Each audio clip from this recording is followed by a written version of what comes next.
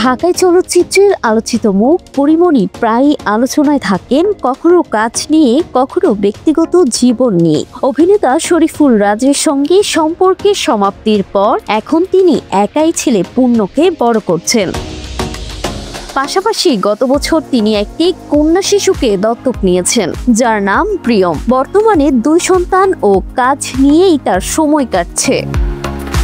সম্প্রতি এক পডকাস্ট অনুষ্ঠানে অংশ নিয়ে পরিমণি জানান তিনি আরো সন্তান নিতে চান। তার ভাষায়, সন্তানদের জন্য তার জীবনযাপনে বড় পরিবর্তন এসেছে। আগে সঞ্চয়ের অভ্যাস না থাকলেও এখন নিয়মিত সঞ্চয় করেন তাদের ভবিষ্যতের কথা ভেবে।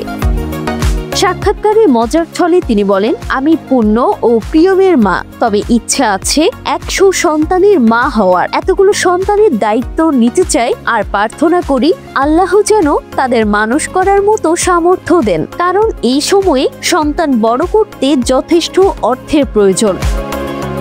মা হিসেবে নিজের অবস্থান প্রসঙ্গে পরিমণি বলেন, নায়িকা হিসেবে আমি ব্যর্থ হতে পারি, কিন্তু মা হিসেবে কোনোদিন নিজেকে ব্যর্থ হতে দেব না।